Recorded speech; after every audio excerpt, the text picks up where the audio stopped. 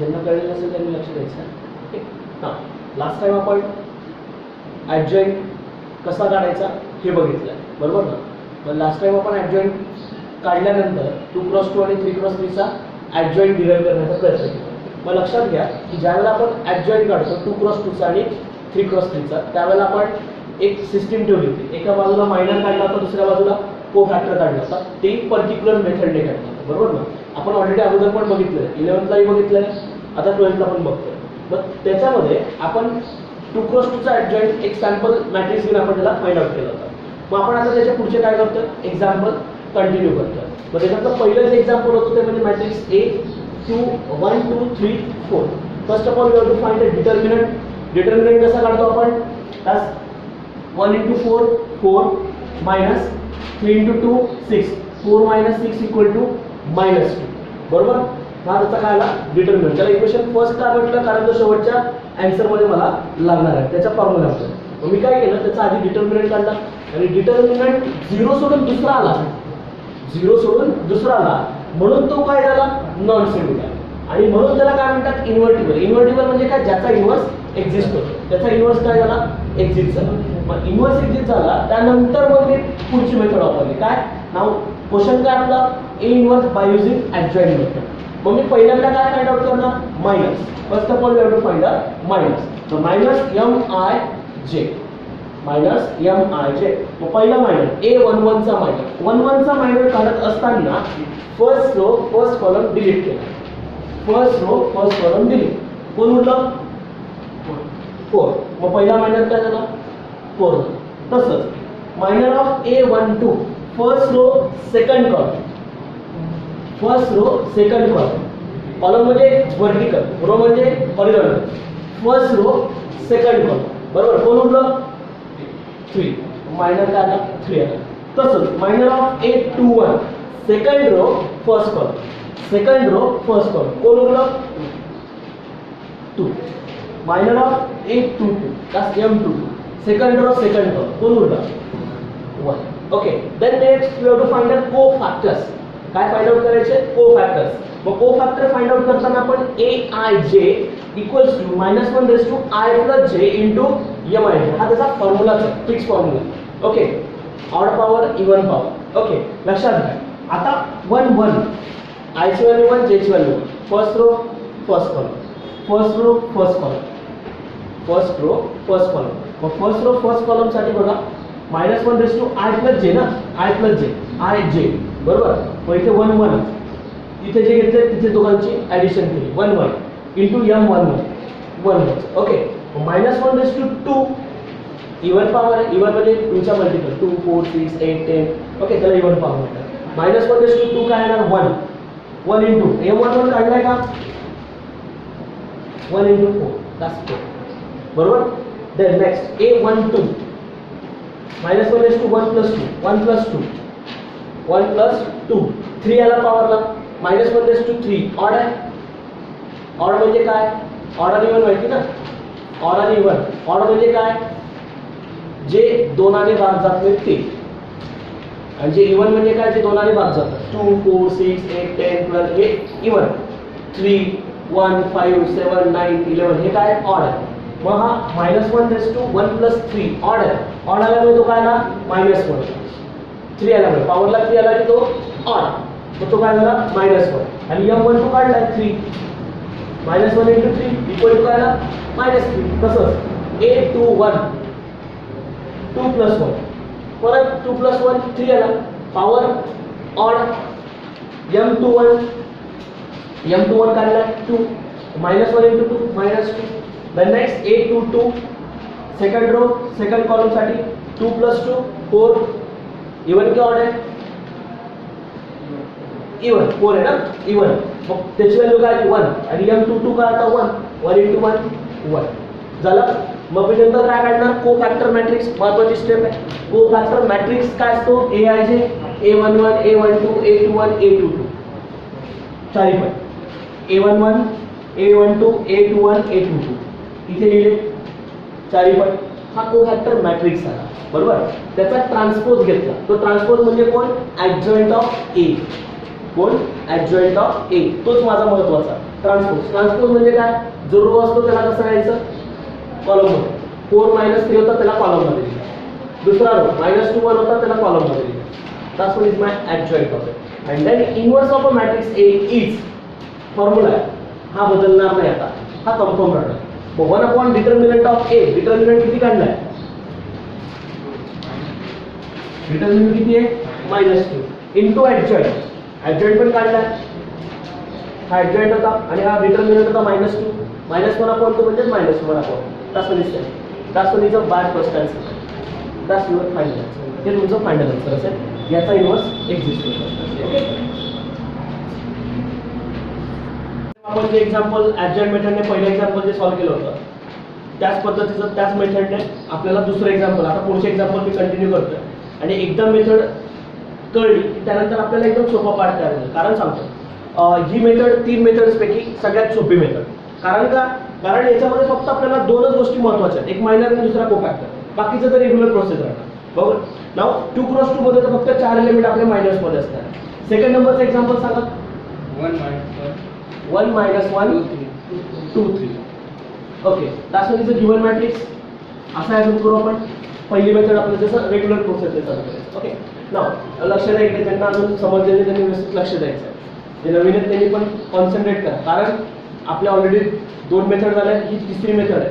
आणि ह्या मेथडमध्ये जर इन्व्हर्स काढता येत नसेल तर पुढची जी 2 मेथड्स आहेत त्या कळणार आहेत. कारण पुढच्या ज्या 2 मेथड्स आहेत त्यामध्ये आपल्याला सोल्युशन फाइंड आउट करायचं आहे, इन्व्हर्जन आणि रिडक्शन. इन्व्हर्जन मेथड पूर्णपणे इन्व्हर्सवर डिपेंडेंट आणि जर एकाही मेथडने इन्व्हर्स काढता आला नाही तर आपल्याला इन्व्हर्जन मेथड जमणार नाही. रिडक्शन मेथड आपला तो जसं रो ऑपरेशन कॉलम ऑपरेशन होतं त्या पद्धतीने, पण इन्व्हर्जन मेथडमध्ये आपल्याला इन्व्हर्स काढावाच लागतो, हे लक्षात घ्या. आणि ऍटलिस्ट आपल्याला एक मेथड तरी चांगली आली पाहिजे. म्हणून ही सोपी आहे, कमी याच्यात होणार आहे. त्यामुळे आपण आधी इन्व्हर्स कसा काढायचा adjoint मेथडने, जनरली ह्याच मेथडला इन्व्हर्जन मध्ये बरेच स्टुडंट वापरतात आणि ह्याच मेथडने केलं तर वेळ पण कमी लागतो, हे लक्षात घ्या. रोने चुकण्याच्या पॉसिबिलिटी जास्त असतात, एक जरी चुकलं तर पुढचे सगळे चुकत चालतात. म्हणून ही मेथड परफेक्ट आहे, सोल्युशन सुद्धा फायनल आन्सर सुद्धा याच्याने बरोबर आहे. नाव आधी आपण काय फाइंड आउट करणार, determinant denoted in 2 vertical bars. Okay, vertical bars मध्ये असतं 1 - 1 2 3. डिटर्मिनंट सांगा. 3 × 1 3 -1 × 2 that's -2 आणि इथे ऑलरेडी मायनस असतो, मायनस काय होईल प्लस होईल. बरोबर, इक्वल्स टू 5. हा डिटर्मिनंट आला, याला इक्वेशन फर्स्ट नाव दिलं कारण मला डिटर्मिनंटचं व्हॅल्यू वापरायची शेवटच्या फॉर्म्युल्यामध्ये, मला त्या ठिकाणी यूज करावं लागेल. चला मग आता सांगा, just A is a non singular. A काय नॉन सिंगुलर आहे, म्हणजे A काय माझा invertible. therefore A inverse exist. मला याची व्हॅल्यू काढायची आहे, इन्व्हर्स A इन्व्हर्स. ओके, त्याची व्हॅल्यू काढायची. मग आधी मी काय कन्सिडर करेन, first of all we have to consider the minus. अगोदर मी काय काढणार, मायनस म्हणजे काय की त्या मॅट्रिसेस मध्ये जेवढे एलिमेंट असतात त्याच्या प्रत्येकाचे मायनस निघत असतात. कसे निघत असतात बघा. That's first of all we have to find a minus. That's minus denoted as capital MIJ. बरेच जण लिहिताना मिस्टेक करतात, हा कॅपिटल MIJ, बरेच जण स्मॉल MIJ लिहितात. Okay, I small capital J, I small capital J, त्यांच्या पद्धतीने नवीन प्रिपरेशन तयार करतात. ओके, ज्या पद्धतीने मी सांगितले त्याच पद्धतीने ठेवा, नाही तर मार्क्स कमी होते. परत एकदा सांगतो, कारण याच्यात काय होतं माहिती का, ज्या वेळेला तुम्ही एखादी मिस्टेक करतात किंवा लिहिताना 2-4 मिस्टेक एखाद्या एक्झाम्पल मध्ये करतात तर तुम्ही कुठूनतरी बघून लिहिलं असं काहीतरी व्ह्यू, हे लक्षात घ्या. त्यामुळे फक्त ह्या ज्या आत्ताच्या छोट्या छोट्या मिस्टेक आहेत त्या टाळायच्या. जनरली मी जे सांगितलंय त्या पद्धतीनेच लिहायचं, दुसरं त्याच्यामध्ये आपलं स्वतःचं नवीन प्रिपेअर करण्याची प्रयत्न करायचा नाही, जे आहे त्याच पद्धतीने करा. Okay, now minus, that's minor of A11. A11 म्हणजे कोण, हा फर्स्ट रो फर्स्ट इलेमेंट म्हणजे हा इलेमेंट, पोझिशन त्याची पोझिशन, त्याला डिनोट करतो आपण M11. कशाने डिनोट करतो, M11. मायनर ना, I ची व्हॅल्यू 1, J ची व्हॅल्यू 1, बरोबर ना. नाव मग M11 कसा काढायचा, तो रो तो कॉलम डिलीट करायचा. काय सांगतोय, first row first column delete करायचा. जर first row first column delete केला उरलं कोण? उरलं कोण? 3. That's what is my minor. First minor 3. काय केलं मी? काय केलं याच्यामध्ये लक्षात येत आहे? First row first column delete केला उरला फक्त 3. हा माझा पहिला मायनर. तसंच मायनर ऑफ A12 कारण जसे जसे एलिमेंट पुढे जातील त्या पद्धतीने मायनस होतील. फर्स्ट रो सेकंड कॉलम लक्षात घ्या. First row second column. First row second column मध्ये उरलं कोण? म्हणजे माझा M12 किती आला? 2. नंतर minor of A21 second row first column 2 बरोबर ना. Second row first column. Okay. किती रो किती कॉलम आहेत बरं याच्यात? 2 रोज 2 कॉलम. हा पहिला रो हा दुसरा रो असतो. हा पहिला कॉलम हा दुसरा कॉलम असतो. लक्षात घ्या काय सांगतोय. 2 कॉलम 2 रोज आहेत. Okay. First row first column first row second column second row first column. Okay. That's what is M21. त्याला डिलीट करा. डिलीट करा. सेकंड रो फर्स्ट कॉलम कोण उरलं? -1 झालं. नंतर मायनर ऑफ A22 सांगा. M22 काय ना? 1. सेकंड रो सेकंड कॉलम उरला 1. That's what is my fourth minor. झालं. जेवढे एलिमेंट तेवढे minus. And then next cofactors. त्याला डिनोट करतात कॅपिटल AIJ. कशाने डिनोट करतात? Capital AIJ. लक्षात घ्या.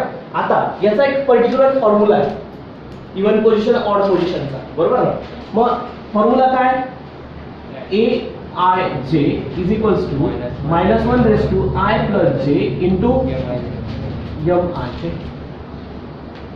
हे सफिक्स आहे त्याच्या पायाजवळ. AIJ त्याच्या पायाजवळ A च्या पायाजवळ. हा पॉवरला आहे. हा कुठे? पॉवरला. लिहिताना गाईमध्ये त्याला कुठेही लिहितात. त्याला मल्टिप्लाय बी करून देतात. सरळ सरळ चालतं. ओके. हा AIJ असा लिहितात. A सफिक्स IJ ने लिहिलं. AIJ असं नाही लिहायचं ना. लिहिताना कॉन्सन्ट्रेटली लिहा. हे झालं. हा फॉर्म्युला आहे. बरोबर ना. मग आता प्रत्येक जेवढे एलिमेंट तेवढे मायनर जेवढे मायनर तेवढेच कोफॅक्टर. 4 मायनर निघाले 4 कोफॅक्टर निघाले. चला सांगू. पहिला कोफॅक्टर 1 1. I ची व्हॅल्यू 1 J ची व्हॅल्यू 1. I ची व्हॅल्यू 1 J ची व्हॅल्यू 1. I ची व्हॅल्यू J ची व्हॅल्यू पुट करायच्या. That's -1 raise to 1 plus 1 into M11. बरोबर का. I ची व्हॅल्यू 1 घेतली J ची व्हॅल्यू 1 घेतली. 1 1 बरोबर. Okay. Equals to -1 raise to 1 plus 1 2 -1 raise to 2. Even power आहे ना. इवन पॉवर असली तर निगेटिव्हच्या कोणत्याही पॉवरला इवन जरी आला तर तो काय? तो ऑलवेज पॉझिटिव्ह. आणि जर निगेटिव्हच्या पॉवरला ऑड आला तर निगेटिव्ह. म्हणजे आता 1 प्लस 1 2 झाला. -1 raise to 2 1 is 1 into M11 काढलाय का मी? M11 काढलाय का? किती आहे? M11 इज 3 इंटू 3 किती येणार? हा पहिला कोफॅक्टर निघाला. Similarly A12 -1 raise to 1 plus 2 बरोबर. That's into M12 -1 raise to 1 plus 2 3. Odd का इवन? -1 रेस टू 3 म्हणजे -1 बरोबर ना. दॅट्स -1 इंटू M12 काढलाय मी 2. That's into 2 which is equals to -2. झालं. पुढे A21 that's -1 raise to 2 plus 1 into M21. पुढे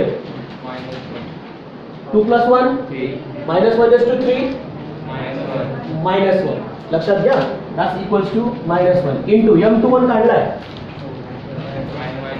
तो पण -1 into -1 -1 into -1 plus 1. Then next A22 -1 raise to 2 plus 2 into M22. चला -1 raise to 2 plus 2 is 2 plus 2 is 4. -1 raise to even power आली म्हणजे त्याची value काय आली 1 इंटू M22 ची व्हॅल्यू 1 इक्वल्स टू. हे 4 कोफॅक्टर अवघड आहे. याच्यात अवघड वाटतंय का काही? -कोफॅक्टर झालं. मग आपला एवढा फक्त एक पुढचे स्टेप कॉमन झालं. इथपर्यंत आपल्याला कॅल्क्युलेशन, बाकीचं कॅल्क्युलेशन नाही याच्यामध्ये. नेक्स्ट काय काढणार आपण, कोफॅक्टर मॅट्रिक्स त्याला डिनोट करतो आपण कॅपिटल ए आहे. Capital AIJ.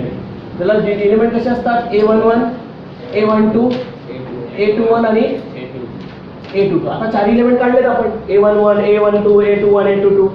पुट करायचं इक्वल्स टू काय का, A11 किती आलाय 3, A12 किती आलाय -2, A21 1 आणि हा 1 झालं इथपर्यंत.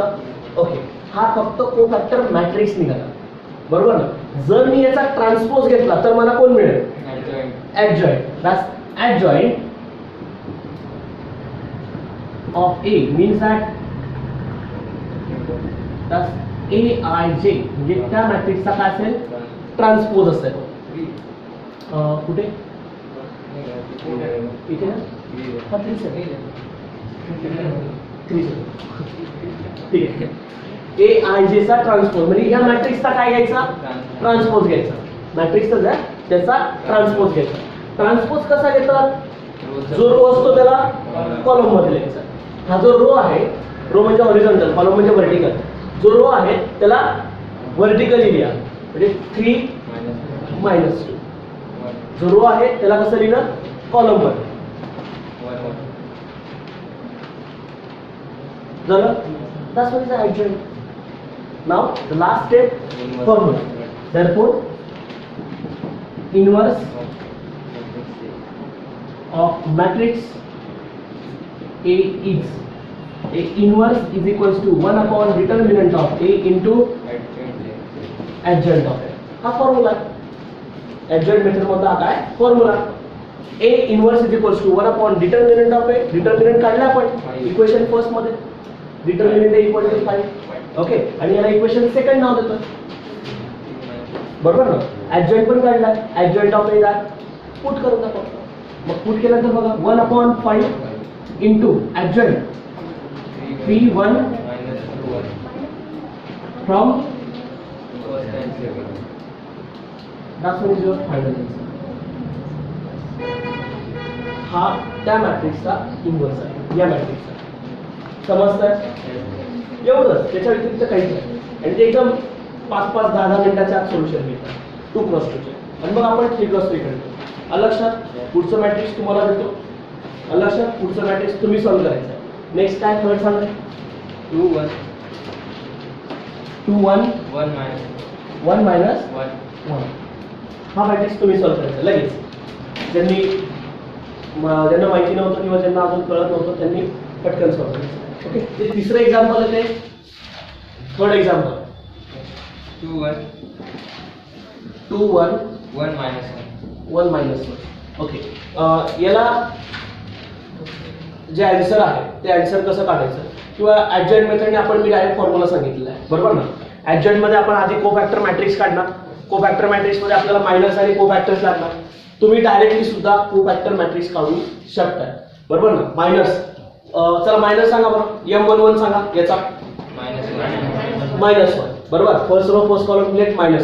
ओके, M12 1, M21 M22 2 झाले.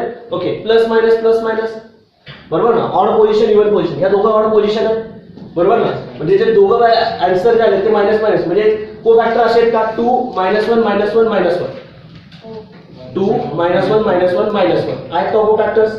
चेक करा ज्यांचे झाले त्यांनी. 2 -1 -1 -1 आले कोफॅक्टर आहेत याचे. ओके, मग त्याचा कोफॅक्टर मॅट्रिक्स काय आहे, 2 -1 -1 -1 हा आहे का. M22 A22 हा इकडे बरोबर, हा 2 इथे, बरोबर. आता याचा आपण काय घेणार, ट्रान्सपोज घेतला की -1 -1 2. ओके, हा adjoint आला. हा adjoint आहे का, यस बरोबर. मग A इन्व्हर्स काय आला, 1 upon -3. मायनस नाही इथे दिलं तरी चालेल. ओके, आणि हा adjoint -1 -1 2. बघा बरं, हा आन्सर आला. चेक करा, जर काही डाऊट असेल तर मला सांगा, मग सॉल्व्ह करून द्यायला बरं. ओके, तेव्हा मग आपण कंटिन्यू करू शकतो. ओके, हे आन्सर आलंय सर्वांचं. ओके, चला मग आता पुढचे मायनस सांगा. पुढचा matrix 1 3 1 3 2 7 2 7. M11 7 7. Okay, M12 2, M21 M22 1. हे आले मायनस. ओके, फर्स्ट जे कॉलमचे डिलीट वगैरे केल्यानंतर आपल्याला मिळते. Okay, order position even position घेऊ आपण आता. ओके, A11 काय? Capital A11 7. Okay, capital A12 -2. Okay, capital A21 -3 आणि कॅपिटल A22 1. लक्षात येतं? ओके, मग आता याचा कोफॅक्टर मॅट्रिक्स काय आला? 7 1. ओके, -2 -3. हाच आहे का? डायरेक्ट तोंडी काढता येतो. मी डायरेक्ट आधीवर सांगितलं तोंडी सुद्धा काढता येतो. ओके, याचा ट्रान्सपोज घेतला 7 -2 -3 1. हा काय आला? ऍडजॉइंट. चेक करून घ्या, ऍडजॉइंट हा चालाय का? ओके, ए इन्व्हर्स डिटर्मिनंट वर आहे का? ओके, ठीक आहे, मला डायरेक्ट आपण दिले देतो. हाच इन्व्हर्स आहे. 7 -3 -2 1. हा इन्व्हर्स डिटर्मिनंट वर असल्यामुळे आपल्याला हे आन्सर मिळेल. ओके, तुझं बाकी असेल नाही का? इन्व्हर्स ऍडजॉइंट झालंय तुझं? लेक्चर बघितलंय तुम्हाला सर? हा, ठीक आहे, सोपं आहे. अवघड. नेक्स्ट 2 1 2 1 7 4. ओके, नाव चला ऍडजॉइंट सांगा बरं, किंवा आधी कोफॅक्टर मॅट्रिक्स सांगा. चला डायरेक्ट सांगा. 4 2. ओके, -7 -1. हाच आहे? हाच आहे का कोफॅक्टर मॅट्रिक्स? ओके, मग याचा इन्व्हर्स ए इन्व्हर्स डिटर्मिनंट किती आलाय? 1, म्हणजे हाच इन्व्हर्स आहे. 4 -7 -1 2. बरोबर? हा इन्व्हर्स ए इन्व्हर्स आहे. हा, त्याचा ट्रान्सपोज पाहिजे नाही का? ए आहे त्याचा ट्रान्सपोज. -7 ट्रान्सपोज आलं लक्षात? Okay, next 2 -3 5 7. ओके, ए आहे ते सांगा. 3 2. हाच आहे? बरोबर आहे का? ओके, नंतर मग ए इन्व्हर्स काय आहे? याचा ट्रान्सपोज डिटर्मिनंट काय सांगा? 29. ओके, आणि याचा ट्रान्सपोज 7 -5 3 2. हा त्याचा इन्व्हर्स असेल. कळतोय? Okay, next 3 -10 3 -10 -10 2 2 -7 -7. इथपर्यंत बरोबर? ओके, चला मग आता ए आहे -7 -2 10 3. हाच आहे? ओके, मग ए इन्व्हर्स काय आला? याचा ट्रान्सपोज डिटर्मिनंट सांगा आधी.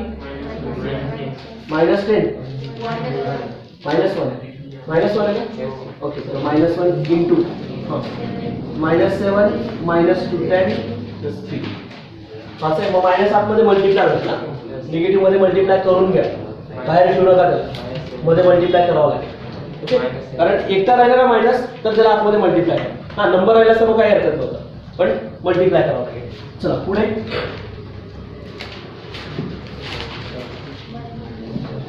1 नंबर 1 2 5. सोपं होता. चला सांगा मग ए आहे जे कोफॅक्टर मॅट्रिक्स 5 -2 -3 1. ओके, जस्ट इन्व्हर्स काय नाही, डिटर्मिनंट काय याचा? -1 होता.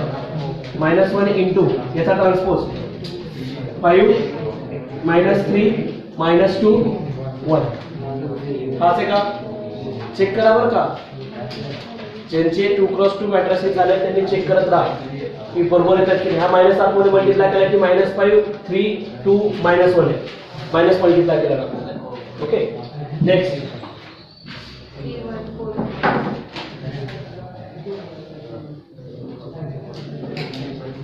3 1 4 2. ओके चला कोफॅक्टर मॅट्रिक्स सांगा. यायचे 2 -4 -1 3. काहीतरी कंपॅरिझन होत असेल ना दिलेल्या मॅट्रिक्स मध्ये आणि कोफॅक्टर मॅट्रिक्स मध्ये. पटकन आन्सर मिळेल बघा. काहीतरी कंपॅरिझन आहे. काही काही वेळेला सीईटी मध्ये असे क्वेश्चन आहेत तर आपल्याला पटकन सॉल्व्ह करता आलं पाहिजे. सीईटी लेवल मध्ये सुद्धा असं काहीतरी विचारलं. चला मग सांगा आता ए इनवर्स काय डिटर्मिनंट काय आहे 1/2 इंटू 2 - 1 -4 3. बरोबर. फायनल आन्सर मध्ये फक्त डायगोनल एलिमेंट बदलतात आणि उरलेल्याची साईन बदलते. चला सांगा मग पुढे 10 2 -2 4 3. Okay now then adjoint 3 -4 2 2. बरोबर. इनवर्स डिटर्मिनंट किती आहे 14. Okay then 3 2 -4 2. बघा चेक करा आन्सर. हे आन्सर आला पाहिजे. मी क्रॉस चेक करून देतो फक्त म्हणजे जर चुकलेलं असेल तर आपल्याला सॉल्व्ह करायला बरं. जर बरोबर असेल तर आपण पुढे जाऊ शकतो असं. Okay next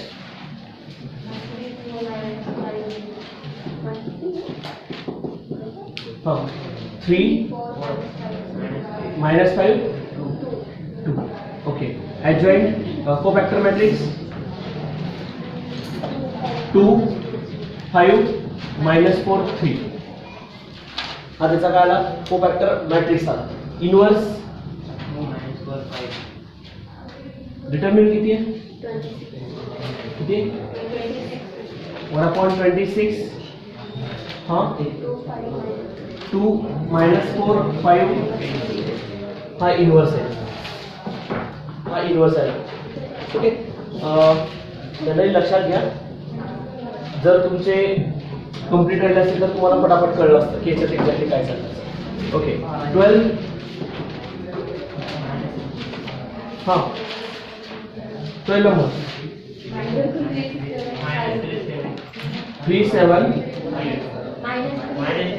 -3 7 5. Okay adjoint cofactor matrix सांगा 2 -5 -7 -3. बरोबर. ओके इनवर्स काय द्यायचा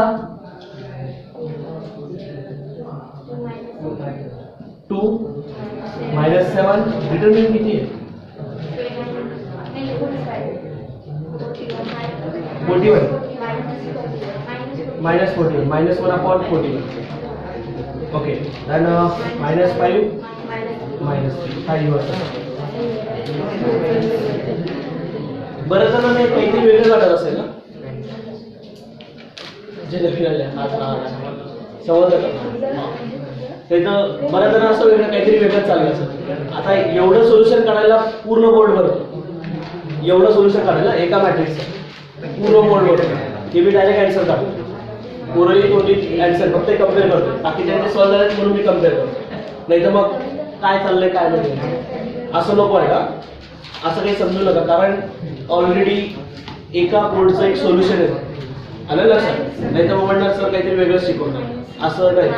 ओके पुढे 13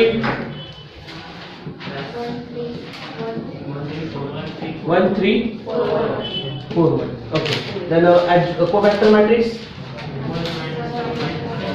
1 -4 -3 1. ओके देन ए इनवर्स काय आला डिटर्मिनंट कायचा -11. Okay then 1 -3 -4 1. चेक करा हेच आहे. नेक्स्ट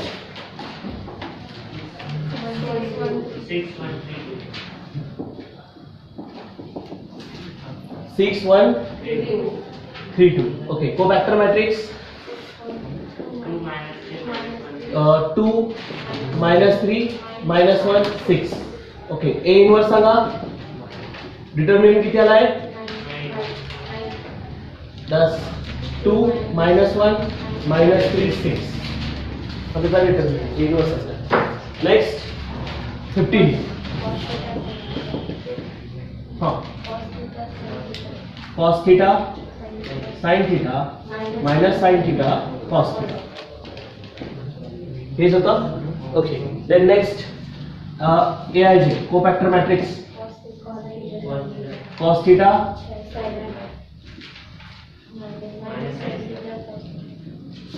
हाच होता नक्की. कोफॅक्टर मॅट्रिक्स हाच आहे का? चेक करून घे. मायनस तिकडे का तिकडे? तिकडे असायला पाहिजे. हा मायनस तिकडे जाईल. हा ट्रान्सपोज घेतल्यावर तो बदल आला पाहिजे. नाही आपला ट्रान्सपोज बाकी नाही. हा कोफॅक्टर मॅट्रिक्स आहे. ट्रान्सपोज बाकी आहे जॉईंटचा. ही इनवर्स डिटरमिनंट 1 आला होता.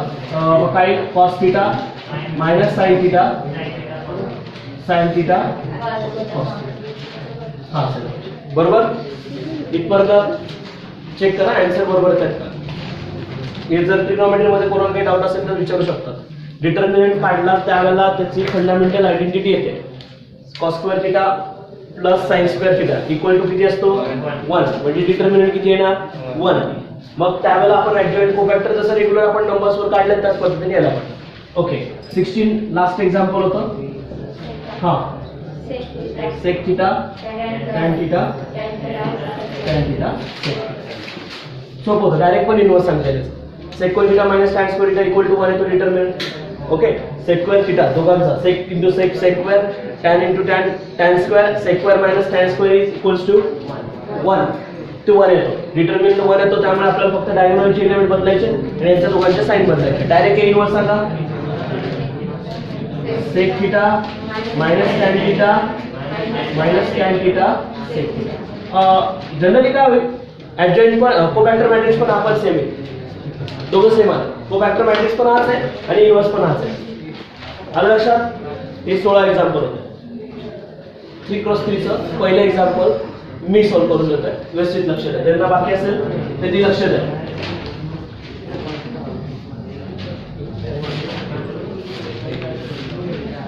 कारण 3x3 मध्ये तरी आपल्याला प्रत्येकाचा डिटरमिनंट काढावा लागतो. पण जनरली एक लक्षात घ्या ते तोंडी लागलं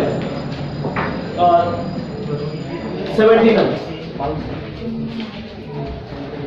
3x3 मॅट्रिक्स एक्झाम्पल सांग. हां 6 1 1 2 ओके हे एक्झाम्पल होतं 3x3 चं पहिलं एक्झाम्पल. लक्षात घ्या. इकडे लक्ष द्या. 3x3 सॉल्व्ह करताना काय करतोय. पुढची मेथड थोडी चेंज होते थोडी म्हणजे त्याचे एलिमेंट बदलतात. ओके मायनर कोफॅक्टर कसे काढतो. First of all we have to check determinant. Determinant denoted in 2 vertical bars. मी परत सांगतोय. बरेच जण तीच मिस्टेक करतात. that's 3 2 6 1 1 2 2 2 5. चला determinant 3 in bracket 5 minus 4 minus 2 in bracket 5 minus 4 plus 6 in bracket 2 minus 2 that's equals to 3 into minus 1 sorry 3 into 1 minus that's 2 plus 0 that's 3 minus 2 equals to 1. हा चालाय का डिटरमिनंट हा चालाय. डिटरमिनंट कसा काढायचा माहिती सर्वांना. डिटरमिनंट इकडे काल सांगितलं होतं. डिटरमिनंट केले का एक्झाम्पल डिटरमिनंटचे फॉर्म्युला चेक केला का विशाल काही फॉर्म्युला बघायचा ना. मग डिटरमिनंट कसा काढलाय तोच तर आपण प्रॉब्लेम करतोय. आज आपल्याला जी अडचण आली ते आपण घरी गेल्यानंतर शोधत नाही. दुसऱ्या दिवशी आल्यानंतर मग आपल्याला जाग येते अरे बाकी राहू दे. ती बऱ्याच जणांची नोटबुक सुद्धा दुसऱ्या दिवशी इथेच ओपन होते. असं पण होतं. फक्त ते टाळा. जनरली महत्वाची गोष्ट आहे. तुम्ही आज जेवढं लाईटली घेशाल तेवढं तुमच्यासाठी पुढे कॉम्प्लिकेशन तयार होते. त्यामुळे जे आज अडचण आली ती दुसऱ्या दिवशी यायलाच नको हे लक्षात घ्या. डिटरमिनंट कसा काढायचा काय काढायचा हे ऑलरेडी मागच्या 2-3 लेक्चरमध्ये किंवा त्याच्या अगोदरच्या लेक्चरमध्ये किंवा पहिलं मॅट्रिक्स ज्यावेळेला आपण रो ट्रान्सफॉर्मेशन चालू केलं त्याच वेळेला मी डिटेल्स दिले आणि त्या ठिकाणी एक फॉर्म्युला लिहायला लावला होता. तो फॉर्म्युला बघा त्या फॉर्म्युल्यामध्ये सर्व काही आपल्या याच्यात दिलंय, कसा काढायचा, काय करायचा, प्रत्येक एक्झाम्पल मध्ये काढतो आपण. प्रत्येक एक्झाम्पल मध्ये जवळपास 99 एक्झाम्पल होते. 33 31 असतील म्हणजे ते वरचे 4 कमी करून टाका. म्हणजे जवळपास 95 एक्झाम्पल येते. 95 एक्झाम्पल मध्ये आपण डिटर्मिनंट काढलाय. 95 एक्झाम्पल मध्ये डिटर्मिनंट काढलाय, एक नाही 95. आता ऍटलीस्ट 95 एक्झाम्पल मध्ये तरी यायला पाहिजे आपल्याला डिटर्मिनंट. अरे 95 एक्झाम्पल जरी म्हटलेत ना तर ते तोंडी सुद्धा निघून जाईल एवढे जर केले तर. करून बघा वाटल्यास. नाव हा झाला डिटर्मिनंट, बरोबर. Now first of all we have to find a minus. काय फाइंड आउट करायचं आहे? मायनस. आता मायनस कसे काढणार? प्लस मायनस कॅपिटल MIJ, बरोबर. Okay, plus minus of A11. आता याच्यात एलिमेंट किती टोटल? 9. A11 A12 A13. पुढच्या रो मध्ये आलो A21 A22 A23 A31 A32 A33.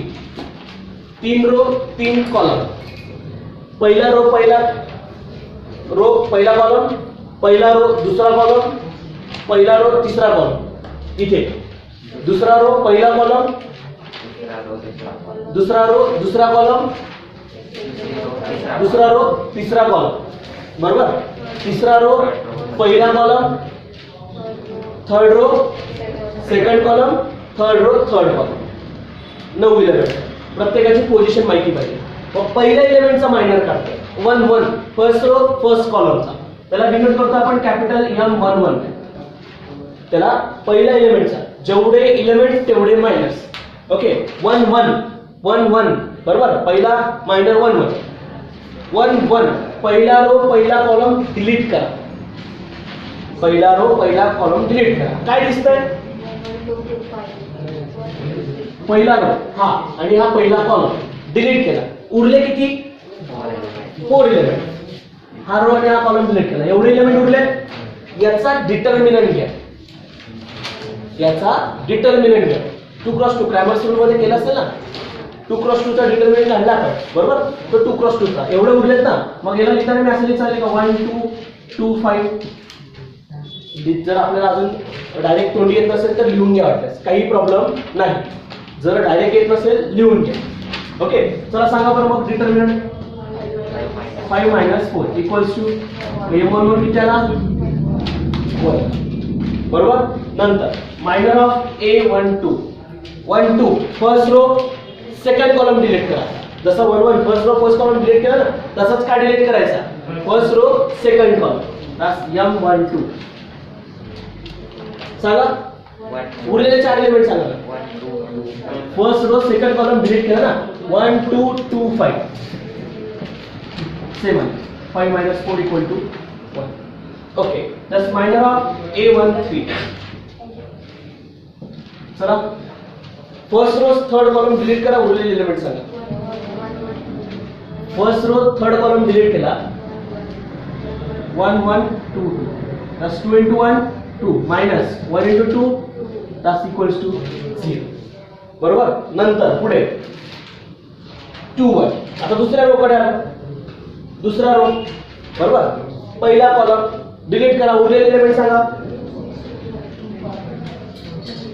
हा सेकंड रो फर्स्ट कॉलम 2 6 2 5. उरलेले एलिमेंट ना 2 6 2 5 सांगा.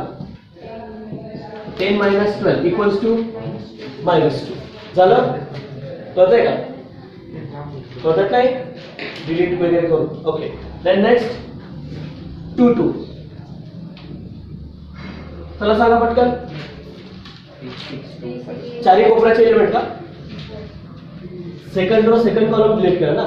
4 3 6 2 5. Second row second column delete केला होता. मग काय? 3 6 2 5 equals to 15 - 12 equals to 3. Same that's 2 3 M23. तोंडी सांगा. चला आता second row third column. Second row third column 3 into 2 6 minus 2 into 2 equal to. म्हणजे एवढं न लिहिता डायरेक्ट लिहिलं तरी चालतंय. ओके नेक्स्ट A31 हाँ थर्ड रो फर्स्ट कॉलम उरलं कोण 2 into 2 4 minus 6 equals to -2 लक्षात घ्या काय करताय नंतर लास्ट A32 M32 पुढे plus 32 third row second column उरलं कोण 3 into 2 6 minus 6 into 1 equal to 0 next 33 M33 equals to third row third column 3 minus 2 equals to 1 हे सगळे 9 मायनस तुमचे निघतील एकदा मायनस काढले की त्यानंतर आपल्याला कंटिन्यू करता येईल ठीक आहे चला मग आता काय फाइंड आउट करायचं आपल्याला कोफॅक्टर्स काय फाइंड आउट करायचे कोफॅक्टर आणि लक्षात असू द्या ऑड पोझिशन इव्हन पोझिशन मी तुम्हाला सांगितलं 1 2 3 आणि 4 या ज्या 4 पोझिशन आहेत ह्या 4 पोझिशन कशा असतात ऑड बरोबर ना ह्या चारही एलिमेंटची साइन बदलायची कोणते कोणते एलिमेंट जे आपण काढलेत कोणते कोणते एलिमेंट येतील बरं पोझिशन कोणती कोणती A12 A21 A23 आणि A32 हे 4 एलिमेंट जे असतील ना यांच्यातले ते एलिमेंट चारही बदलायचे उरलेले एलिमेंट सगळे सारखे असतील पण सॉल्व्ह करावं लागेल पहिला कोफॅक्टर्स कॅपिटल AIJ ओके चला कोफॅक्टरचा फॉर्म्युला काय होता AIJ equals to -1/i plus j into MIJ बरोबर हा फॉर्म्युला आहे निगेटिव्हच्या पॉवरला जर इव्हन पॉवर एलिमेंट आले तर ऑब्विसली तो पॉझिटिव्ह येणार आणि निगेटिव्हच्या पॉवरला जर ऑड पोझिशन आली व्हॅल्यू आल्या तर आपल्याला निगेटिव्ह मिळणार बरोबर ना मग आपल्याला जास्तीत जास्त कुठपर्यंत 6 पर्यंत जाईल 1 + 1 1 + 2 1 + 3 बरोबर पोझिशन नुसार 1 + 1 1 + 2 1 + 3 2 + 1 2 + 2 2 + 3 3 + 1 3 + 2 3 + 3 एवढंच आहे ना जास्त नाही मग या 4 ऑड पोझिशन आहेत या चारहींच्या साइन आपल्याला बदलतील बघा वाटतंय हे जे एलिमेंट दिलेत त्या चारहींचे एलिमेंट बदलतील साइन बदलतील बघा ओके चला मग सांगा A11 -1/2 1 + 1 into M11 I ची व्हॅल्यू 1 J ची व्हॅल्यू 1 इथे पुट केली I ची व्हॅल्यू 1 J ची value 1 first element first row first column -1/1 + 1 into M11 M11 काढला बरोबर ना -1/2 किती येणार 1 1 into M11 किती काढली M11 किती आलाय 1 1 into 1 equals to 1 बरोबर तसंच A12 -1/2 1 + 2 into M12 equals to -1/3 order 3 5 7 9 हे ऑर्डर 2 4 6 8 10 हे काय इव्हन आहे मग इथे हा काय ऑड म्हणजे तो काय राहणार -1 into M12 काढलाय दॅट्स 1 equals to -1 बरोबर आहे एक प्रकार कळतंय ओके नंतर फटाफट सांगा चला 1 3 -1/2 1 + 3 into M13 equals to 1 into M13 किती आलाय 0 आलाय त्यामुळे इक्वल टू 0 मिळेल okay that's A21 equals to -1/2 2 + 1 into M21 equals to -1/3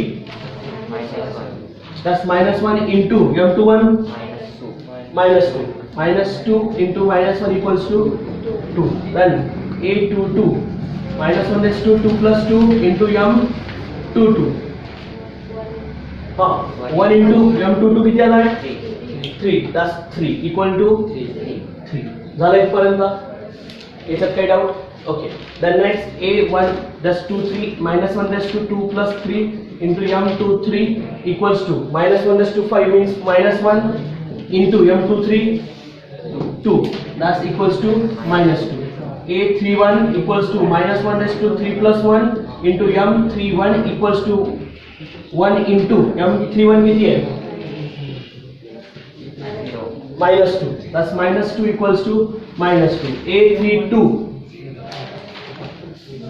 A32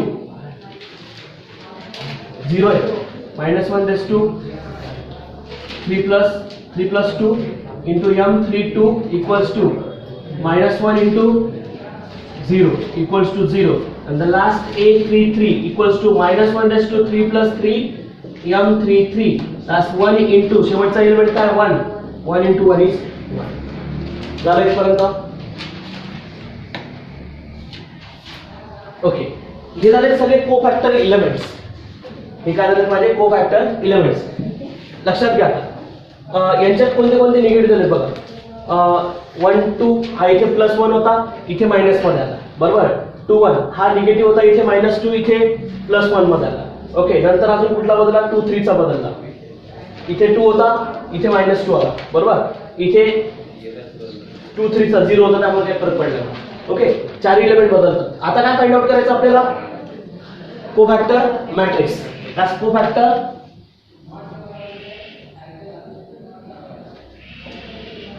matrix. That's cofactor matrix is Aij.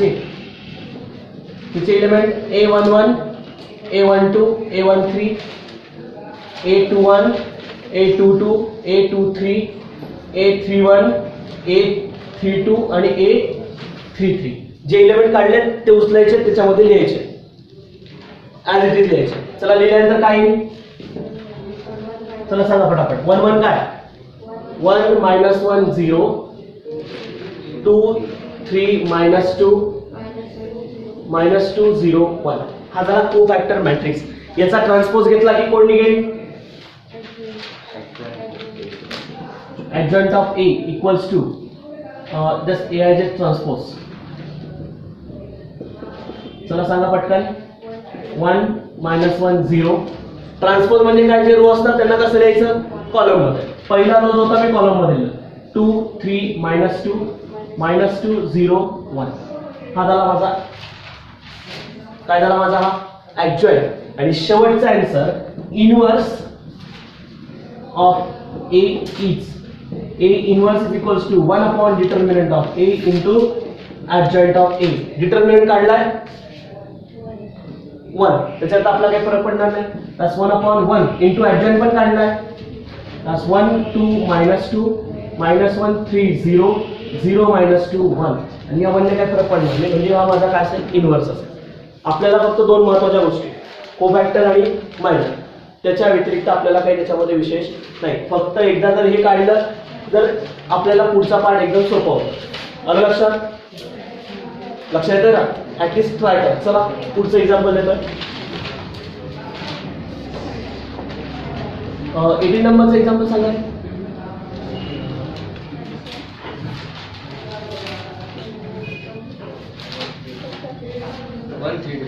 1 3 2 3 1 2 3 1 2. 1 2 3. चल करा पटकन.